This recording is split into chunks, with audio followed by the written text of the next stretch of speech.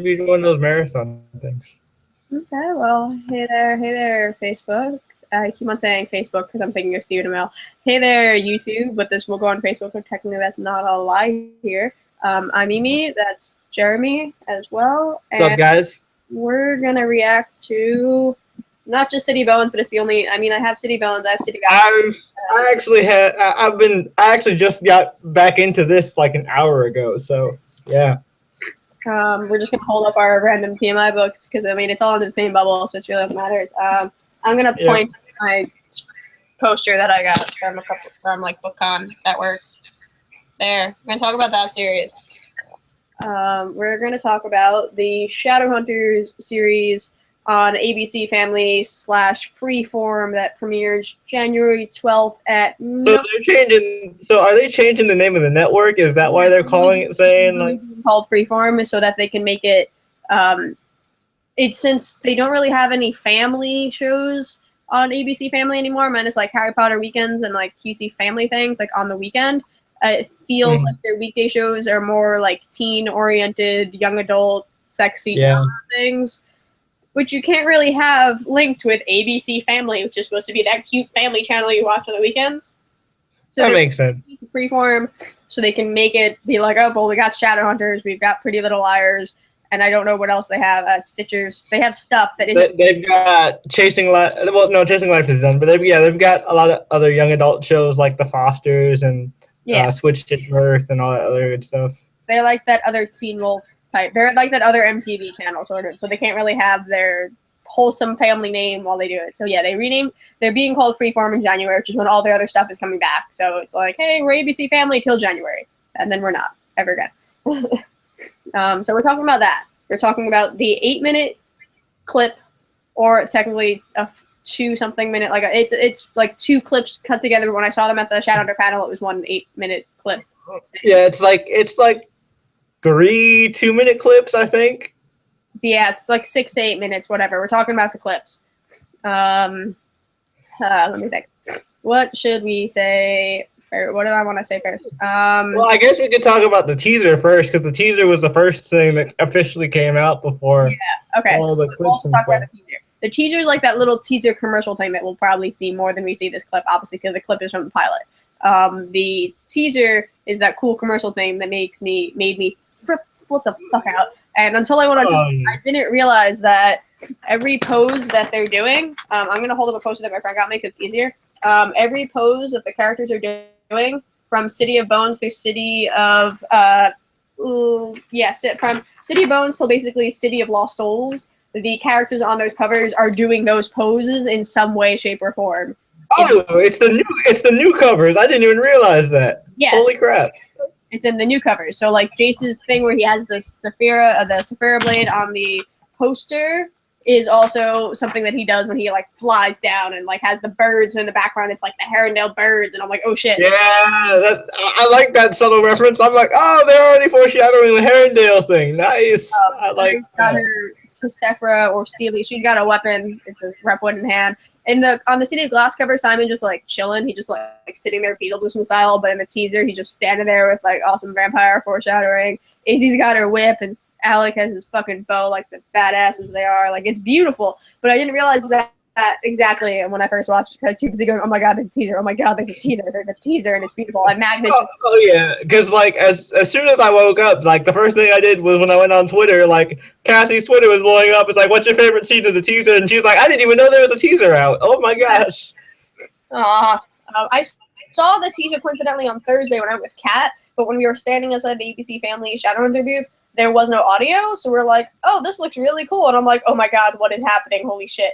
And then I came home, and then I was like online for something else, and I was like, oh shit, there's an actual teaser. There's audio to it. Yeah, I know. I was freaking out. I was like, oh my god, it's real. It's real. It's happening. The characters actually sound like the characters. I was joking around with my friends. It's like, whoa, this 2-minute teaser is way better than the hour-and-a-half movie. Oh god, yeah, it's already on point, and I'm really excited. And even the changes they've done, I'm still 100% okay with right now. Yeah, I actually really like Luke being a cop because that makes a lot more sense because if you've read the books, you know that Luke and his pack hang out in the old abandoned police station in Chinatown. So maybe Luke's pack runs the police station in Chinatown. It seems like they're not running the police station in Chinatown. That he's literally got like a boss. Like he's not like head of the police station at all. He's got a boss that he is like. Yeah. He's like a normal ranking cop. But it looks like they hang out in that old rundown thing. I feel like they're running. I think it might be like an old Chinese food place because they're making it an old Jade House, Jade Wolf China House. Yeah. Chinese. I think they're because they have photos of like the Jade Wolf thing. So I feel I saw some of those on Twitter. Yeah. I feel like they're making that just be the Chinese food place, but it's still like the wolf thing. But yeah. That makes sense. I'm game. I mean, I like that he's a cop. I think he's not running the Chinatown thing. I don't know what station he's going to be at, but I don't think he's running the Chinatown thing. Sorry to like throw that. I'd just be like, no. Well, it's cool. I mean, him being a cop it makes more sense for a werewolf physique than him just being the bookseller that we know from the. I mean, he's adorable. It totally works in the book world, but for TV world, I'm totally cool with him being a badass cop or just a cop in general. Like it. I mean, as long as he still has like his like love for reading and like how he always is like recommending books to Clary and stuff, I'm cool with that. Like, you can be you can be a badass cop and still like to read. Yeah, I feel like they'll do that because they'll be like, "What? This badass likes to read a book." Like, I feel like when we finally get Luke's house, they'll be like, "There's going to be books everywhere," and it's going to be like, "But he's a cop." But it's going to be like super organized because he's a cop. But it's also might be like organized messiness because he's a love reader. It'll remind. I think it'll be like kind of like Styles' room when we first see Styles' room in Teen Wolf. Yeah, how it's like has all the books everywhere and like the case photos and like his weird board full of evidence and shit. I think that's how it's gonna look. I hope it's not overdosed evidence, but yeah, I hope it will be something. I'm excited. I like that I like the Stele. They say Stele at the panel, and I was like, oh, Dom's British accent's coming out. I never knew how to pronounce it, so I was just like the audiobooks say Stele, so I'm gonna go with Stele. I'm not going with Stele now that I've finally heard it out loud from other people. I don't even remember them saying it in the movie, so I don't even. I know because like I've always like when I first read the books, I'm like, oh, it's Steely. That's how it's spelled, Steely. Yeah. And then we don't speak Latin, so like Stele. But I like Stele. It sounds nicer. Like it's Stele, Sephora. Like it sounds cooler here. The right way to say it. Yeah, because I was like, oh, Steely and Seraph blades. Oh no, it's Stele and Sephora blades. Okay. Cool. Cool. Okay. All right. Of course, we're gonna say it weird. Okay, so in the teaser we see Jocelyn tells Clary like, "Hey, honey, by the way, we're not like." She just basically spews out her stuff, and then she and I also really like the fact that Jocelyn gives Clary her first rune. It looks like so that's cool. I'm not sure if she gives her first rune or if she's showing her own. Like, by the way, honey, I'm not what. Oh, that's cool, and it's interesting that they show that in this case Jocelyn's marks don't fade because like I know when we see it in the book, like she has like the scars of the marks, but she doesn't have any like visible marks. She's got super faded ones because that's like super faded ones that like you can't really see the scars and faded. I like that it seems like she's not going to be in a coma for like the entire season. I like that it seems like she might actually be functioning. Yeah, exactly. So no absentee mom shit going on. She'll technically be absent because she's probably going to be on the run from Valentine. But like I'm kind of cool with the fact she's not going to be in a magical coma. I love in the book it's totally cool she's in a magical coma because you're like, damn, Jocelyn, wake the fuck up. But like, because like in the book, I feel like if Jocelyn was awake, she would have been able to dispel the whole. Oh, by the way, the dude you're crushing on that you think is your brother, totally not your brother. It's okay. Yeah, it's okay. She would have popped that bubble in like a heartbeat. She would have been like, the guy you're like, I don't like him because he's a dick. Like she would have been like the mom from going, this is why I don't like him, but you're not related. What the fuck? But like, she'd sit them down and be like, I don't like you two together, but you're not brother and sister. But I still don't want you two together. She doesn't really like him the way, so I think she's. I mean, like, because he's still too much like Valentine for her to like fully accept him. But it's like, yeah, like. I was talking with people at the panel. I feel like they're not going to make them have that whole brother sister plot, even though it's a big part of the books. I feel like because it's TV, Yeah. I got this feel, and like because I was talking to some of my friends, and then I was explaining this. When I was explaining the books to my friends, they're like, "Okay, I don't think that whole incest thing is gonna translate well on TV." I'm like, "Yeah." Like, I'm cool with it not being on the show. I mean, if I get Clay sooner, or at least in different entertaining ways, if I get like hers being, if they're just so sassy, they won't be together right away. But it's not because their relationship; it's mainly because they have shit to do, and she doesn't want to be a Shadowhunter right away. I'm cool with that too. I mean, it's great in the books. It's really funny, and it's like that series when I remember reading it, I was like, God, I'm shipping incest. Like, it felt weird. Yeah, I know. Like, it was so weird. It's like they're related. I shouldn't be shipping this as hard as I am, but I'm doing it. So like, I'm cool with it not. If I feel like it's not going to be in the show, and I'm not like, God, why is it incest in the show? I'm kind of like, yeah, I totally get why incest probably is not going to be in the show. Like, I'm not like, God, you need to stay to this book, damn it. Keep the incest. Because I feel like it would throw off a lot of like first time viewers that are just checking this out because the teaser looked cool, and it's like, oh, there's an incestuous relationship as our main love interest. They would lose so fast, so quickly. So I totally get if they don't do it. I like how Jace and Clary meet. Yeah. I like that a lot. I liked that she's. I read some posts on Tumblr that was really cool, like people complaining that she's not as like quiet and like not to herself. She's supposed to be 18 years old. She's got to be more confident. Like, you get confident. I like that a lot. I'm like, when I saw Clary's attitude, I was like, oh, she's more like Jocelyn in this. I was like, I like this. She's more like she's more like she is in the later books, and I'm okay with that. Like, I'm cool with Clary being Clary. Because to me, Clary didn't get interesting until City of Glass. Like, I didn't like Clary as a character 100% until City of Glass and beyond. Like, teenage girl me was like, I found myself easily able to relate to Clary because I'm a girl, and I'm like, yeah, I get you, girl. She wasn't my favorite character, but I'm like, I get why you're being a stubborn idiot and doing all these stupid things. And I liked her as a character, but she wasn't my favorite character. I didn't mind her point of view, but I wasn't like, go Clary, go be a badass until like City of Glass, and she was making like City of Fallen. Yeah, exactly. Yeah, City of Fallen Angels, when she was actually making the runes and doing all the cool shit that she was doing. So like, I'm cool with, if we get City of Fallen Angels Clary sooner, I'm cool with it, because that just means, oh shit, we'll have badass Clary sooner. Oh man, oh whatever will we do? We'll have Izzy and Clary be badass girls together, being girls, being friends, and owning shit together, not just like, I'm cool if we take over that. I also really want to see the tentative romance between Simon and Jason, just the back and forth, just witty banter between those two.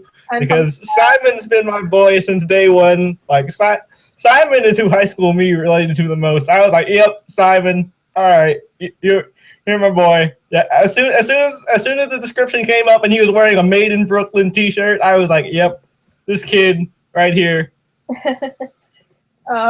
I like all of it. I'm just really excited. I'm excited to see Luke on screen a lot. Not just because the teaser, he had that cool full moon thing, but I'm so pumped to see him on screen with Clary.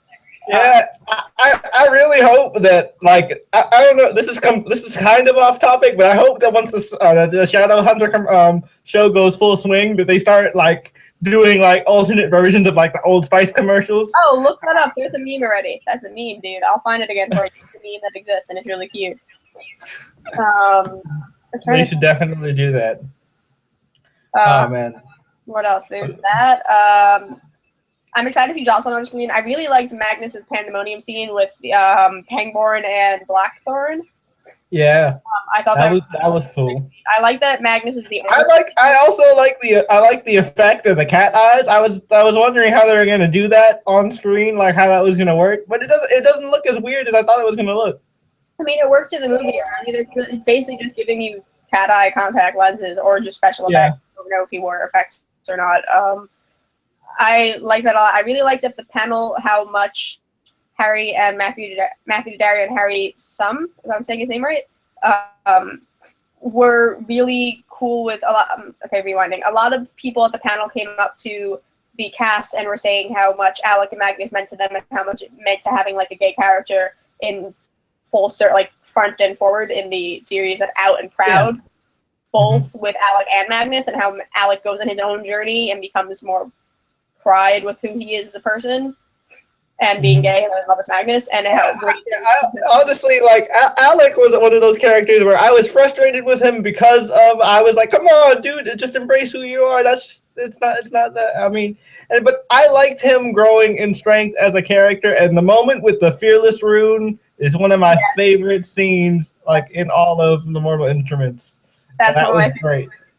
And just all of them as a whole as a couple, and I'm really excited. And I just love how much the actors are like, we know what's important to people. We are so cool with portraying. And like the cast just really, they said Mick G said something funny along the lines of like, we know that movie was really bad, and we're gonna make it as best as we possibly can, and we're working our hardest to do it. They're really cute.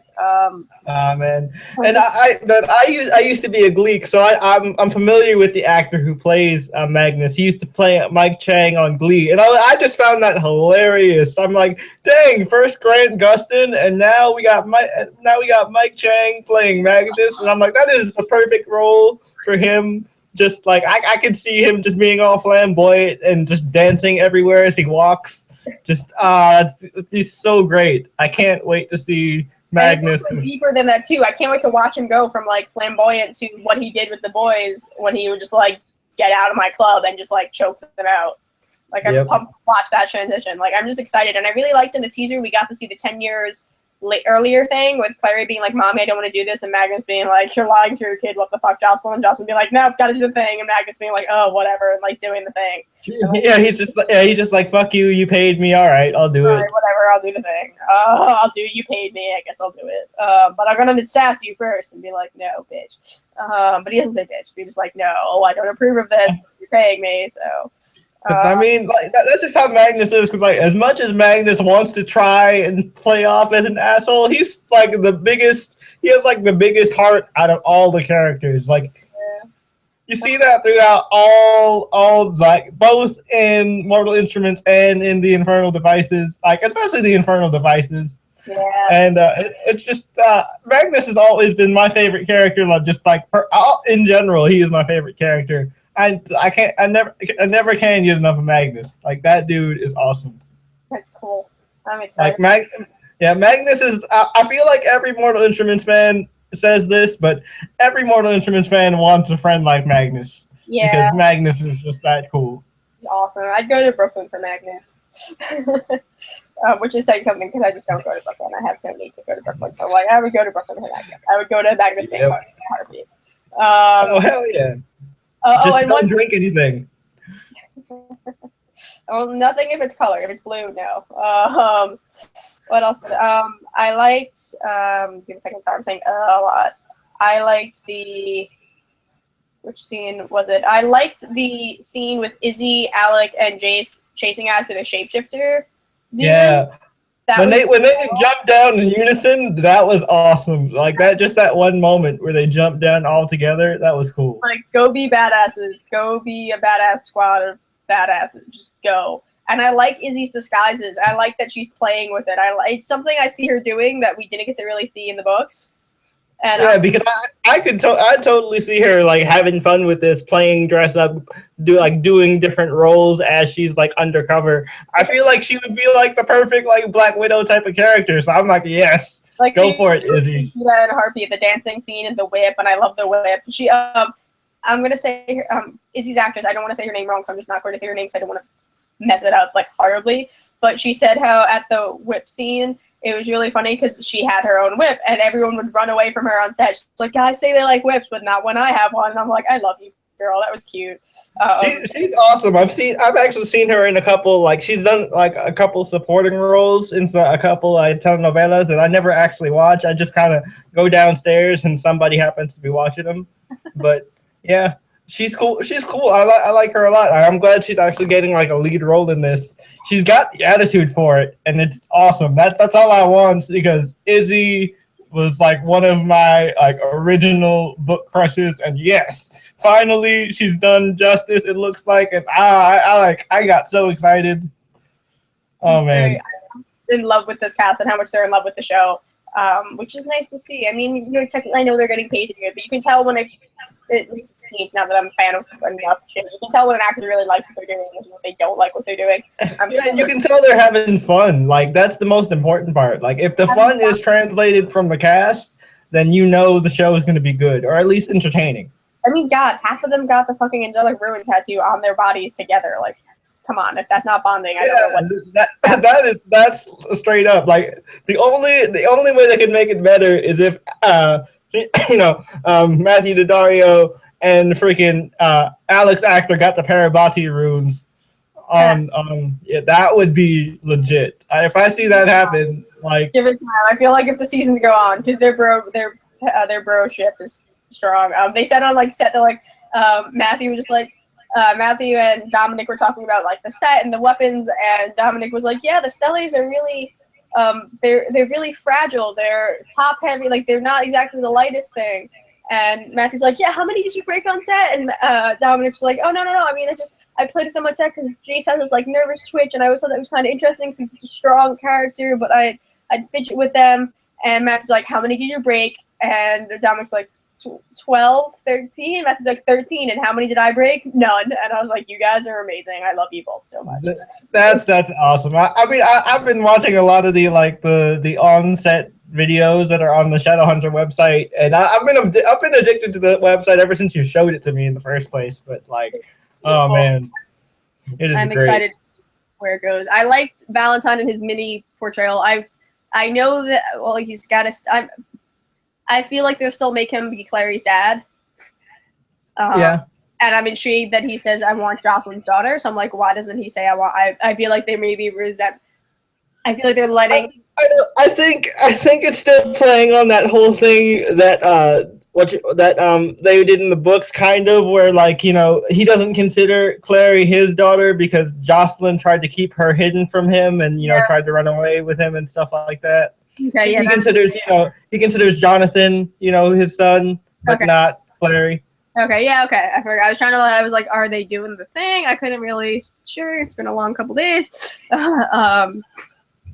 There's that. We'll see. I mean, Valentine himself, he just has that presence that you would expect from Valentine, which I think is awesome. And he's being played by the King from Rain, who just does a really good job at playing asshole dads, and kind of with those weird, distorted, good intentions type of motivations. He's really good at playing those, which is all Valentine's about. Still want me. Sorry, I just got an email about a job recommendation, and I'm like, guys, did you not realize I haven't done that thing you want me to do since 2012? Are you sure you want me for the job? Are you sure you want me for the thing? But anyway, yeah, I agree. The dude from Rain, he's such a cool actor. I mean, I've only really watched him in Rain. Mind you, I still haven't watched season 2 because Netflix. And I haven't enough to watch it online. And I'm pretty sure we're on season 3 now. I'm lost on where I'm at with that show. But he plays charismatic asshole so well, and that's all Valentine really is. He's the Shadowhunter Hitler. I'm really excited for the Circle episode because, man, I've always wanted just a Circle trilogy or series somewhere. I know she gets Circle's short story in the Shadowhunter Academy. Okay, cool. Simon learns about more of it because he's just like, what the fuck. I also really love that the Circle members all have a red ruin of sorts on their necks. Or a red ruin on them, like Hodge has it. I like that. I think that's a really cool choice, and plus it will make it easier for non-hardcore fans to be like, oh, because I mean, usually the red rune is mourning or whatever, but I like how they changed it to represent the Circle. I think that's pretty awesome. I'm cool with that. Because it's not like it's a big detail that's important anyway. Only hardcore fans will notice the difference. Hardcore fans know it's something that's only mentioned way later. So it's just it's not even something that was established from the start. It was more it's just something that is said in passing when there's a major death that happens and that they're doing the funeral thing. Yeah, it's oh yeah, there's that thing that they mentioned in one passage, and then it pops up again later sometimes, and you're like, oh yeah, that thing. So I'm just excited for all of it, and I really like the Simon area where it's going. Just Simon in general. Oh yeah, Simon is cool. I like his line. He's just like, this place doesn't even look hygienic. Your fake ID sucks. What are we doing here? And I just love all of that banter. I love that they're 18. I love that they're 18-year-olds trying to get into a club that's probably for 21-year-olds and older. And I'm just like, yes, go be. I like that Claire just like ripped off her jacket. Like, I'm gonna go and answer. And I love the entire moment when she's talking to Jace and him, Simon, and what is Maureen? Maureen. That's supposed to be Maureen. They just didn't say her. That's supposed to be Maureen. Oh, so they're actually making Maureen. They're actually involving Maureen in this. Yes, let me rewind. Oh. Okay, so basically they made Maureen older and they made Maureen a friend instead of just crazy fangirl. Okay. So she's not just a band groupie. And like people freaked out. They made it that she's kind of part of the band and like the friend group. And I'm kind of cool with that because if they go with the route that they have in the books for Maureen, it will make it sadder because they're going to make us like Maureen sooner. It's not just going to be because I mean, Maureen just kind of annoyed me when she showed up the first time, and then I didn't really care when she, you know, what happens to Maureen happens. Yeah, just like, oh, that sucks. But I was like, ooh, that sucks if you're a kid. I was mainly like, wow, this sucks for Simon, and it sucks that you're like a 12-year-old kid. Because she's like in like a fucking strawberry shortcake sweater when she gets like, you know, attacked and all that other stuff. This poor young girl that just liked an older guy, and that sounded. In the books, Simon gets a vampire plot, so but spoilers, but not really, because I mean, you whatever. I mean, I'm pretty sure that you could tell that he turned into a vampire from that teaser trailer. So. Yeah, red blood on him. So yeah, either way, Simon gets a vampire plot. Maureen becomes one of his first vampire victims. That isn't other characters. I'm saying it that way because technically she was the first actual like vamp victim. Yeah. Because that was huge. She goes like batshit crazy, and it will be sad, in my opinion, a lot sadder. It will be worse. It's more sad, yeah. Yeah, it will be worse because we might actually end up liking her sooner, or at least just knowing who she is. So it will be like, oh wow, we've known you from like those 2 scenes you had in the and also I like the fact that she like will have a mundane character that's just a regular mundane to have as like the ride along character for the non-book fans, like the show only people can follow along with Maureen, and she'll be like, what the fuck is going on? I have no connections to this. The TV show only fans will be like, what the fuck is going on? I have no idea what this is about. It will work. You know, go on. I was gonna say, like, Clary is for the more like people who've tried out the books or at least tried out the first one. Is like, oh, okay, I might check this out later, and then I guarantee a bunch of people are gonna start checking out the books, which I'm glad for because more people need to check out this series. I'm cool with that. I'm excited with the whole Maureen thing as possibilities as a whole, and I like the other characters they've added in, like Luke's boss and a couple other werewolves, because they haven't put Maya in yet. Yeah, actually, that's who I thought the girl was at first. I was like, oh, that has to be Maya, right? And then, sadly, not yet. They haven't cast Maya yet, and I don't believe they've cast Bat. I think they're waiting because technically their plots really don't come into play until later. Until later. But like they literally don't really have a point until City of Ashes. Not that I wouldn't like to see them, but like you see Maya once in City of Bones, and you don't even know who she is because Clary bumps into her once in the dancing scene of Pandemonium. Yep, and then you could also they could also kind of introduce just Maya and Jordan at the same time too. Yeah, they can do Maya, Jordan, and Bat. They got all that. They can deal with the werewolf plot as they dive deeper into Luke's stuff later on. Trying to think of anything else. I know they're adding a romantic wedding arrangement thing for Alec, which will be great because it will make why Alec is so angry and bitter and pissed off at the world. Oh, they're doing an arranged marriage thing. Oh, that's cool. I'm sorry you don't know all the things I know. I'm sorry. I just assumed you knew all these things. Yeah. Alec. no. I'm like I'm out of the loop. Go ahead. I'm like this is cool. We're getting actual live reactions to these news. It's cool. Yeah, I've heard that Maurice. They made the character a different Branwell. I think she's a Branwell. I don't remember what her name is. They made a new Shadowhunter character. Basically, she comes to the Institute to watch the shit that the kids are doing because they're fucking shit up, to observe them. Like she comes into. She's from Idris, and she's come to observe the New York Institute. And coincidentally, I believe she's the one that Alec is supposed to be arranged to marry. And Alec and the dad, Michael Wayland, he's still a dick. But he knows his son's gay, and he doesn't want Maurice to force this marriage. And Maurice is like, "No, we're doing this."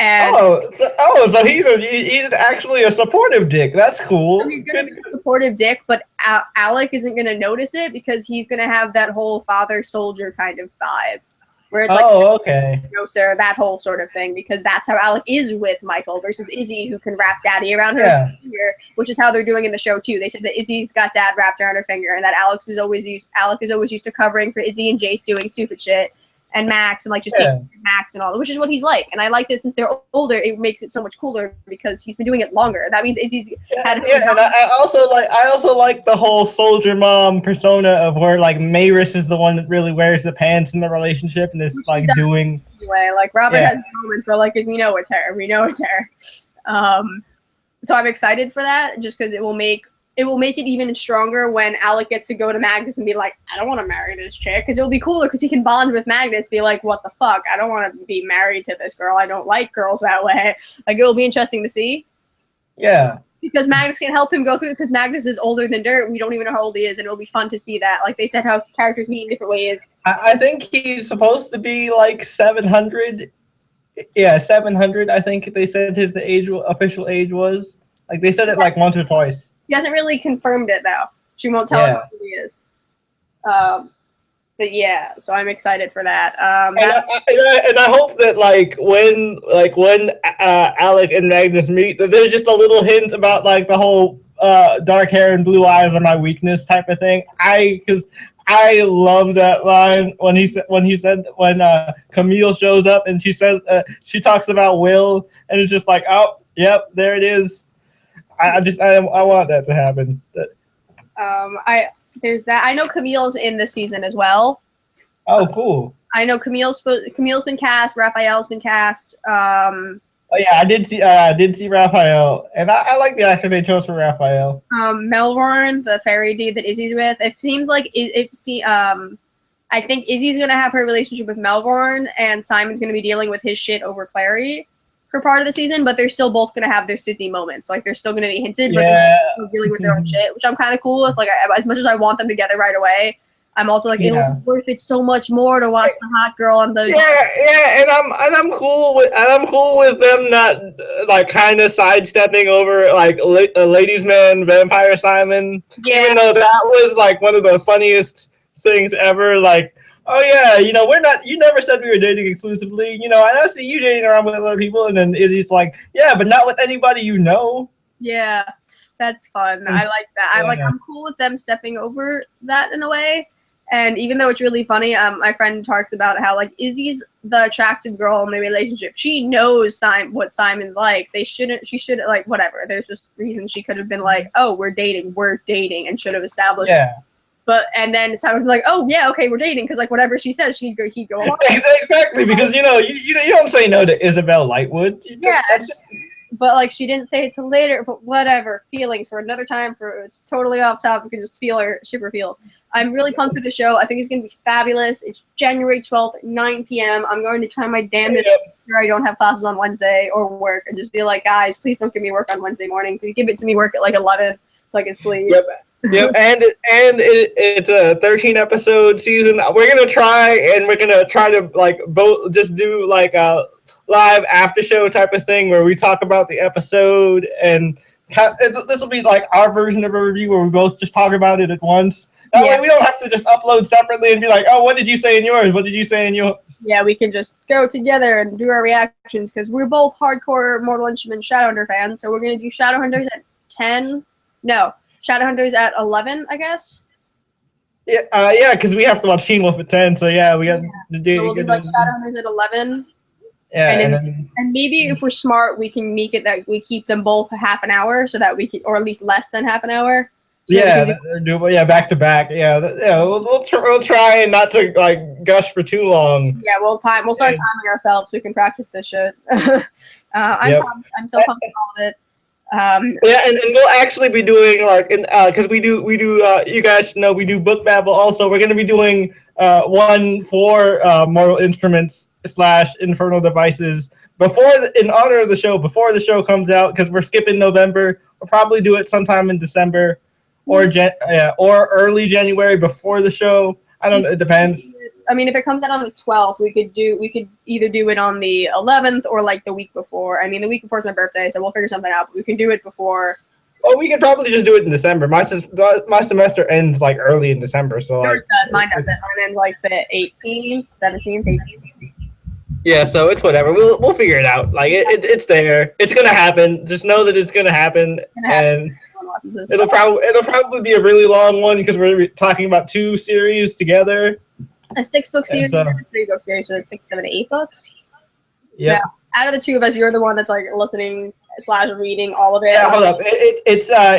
Hold up. It's 6 and 3, so that's 9. Yeah, that's 9 books. You're dyslexic math.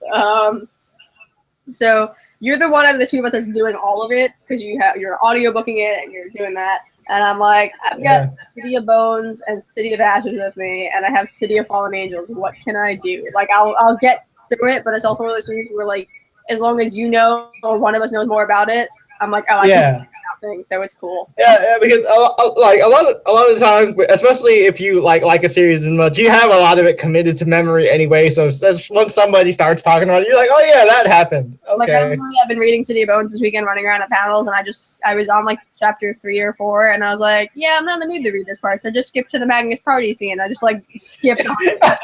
I've done that a few times. I did that a lot. Like I skipped over whole sections of City of Ashes when I went through it the second time. I just reread it recently in August, so my brain's like, you've already literally just reread this, and it's only been like 2 months since you reread it. So, but I felt like I needed to reread it again. So I was like, yes. So I'll probably go back to City of Ashes soon, or City of Fallen Angels, just because I really like City of Fallen Angels, even though it's so short. So yeah, this has been our weirdly scattered but somewhat on point Shadowhunters teasers reaction video. I hope you guys enjoyed. We talked about all our favorite characters. We talked about this amazing book series, and now we're done. So bye-bye. All right. Bye. Bye-bye.